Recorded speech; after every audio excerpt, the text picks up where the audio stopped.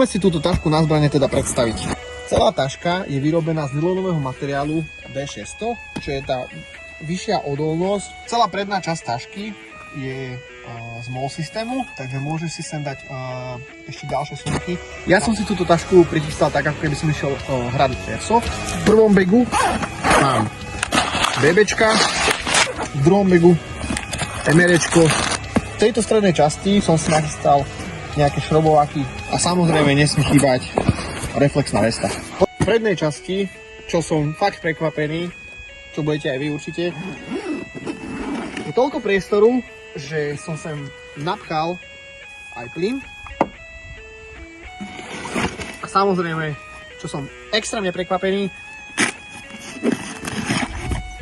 airsoftové repliky. Do týchto predných priečinkov som si dal plničku, jeden zásobok, druhú plničku, zásobníky pištole. ďalšia plnička. Myslím si, že na jedno vrecko je to extrémne veľa. Poďme sa pozrieť dnu. Keďže som sa prichystal na airsoft, prichystal som si variantu na CQB a prichystal som si aj v DMR-ku na OSBčko. Veľkostne sa sem mestí aj krátka CQB zbraň, aj dlhá OSB zbraň. Tie zbrane sú medzi sebou chránené takýmto plátnom. Zmestí sa sem aj snajperka, aj gulomet. Už som sa stretol s inými taškami, kde bol tento systém na suchý zim. To si môže pozrieť, že to je napevno. A že viem si sám nastaviť, ako chcem mať tú zbraň.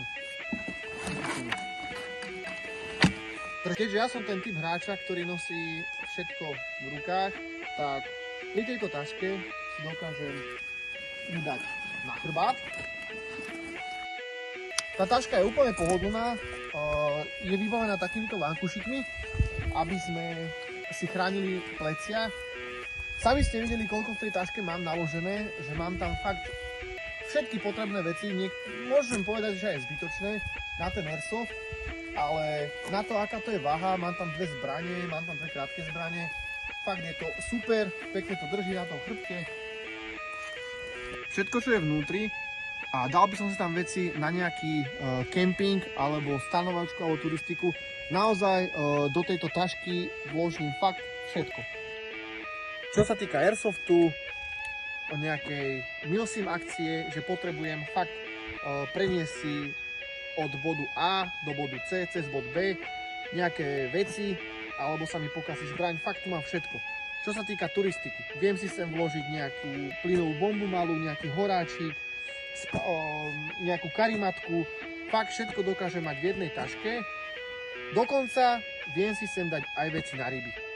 Dokonca túto tašku viem využiť aj na strelnici, ako strelecký koberec, viem si spraviť nejakú streleckú pozíciu, keď si chcem lahnúť a tá podlaha je špinavá, alebo sú tam nejaké veci, nejaké fragmenty niečoho, čo by mi robilo nejaký nekomfort na hrudníku, viem si pekne na tú tašku lahnúť a strelať na to. Ešte raz by som chcel poďakovať firme Utego, že nám túto tašku poskytli na testovanie a poďme na airsoftovú akciu a poďme si ju vyskúšať.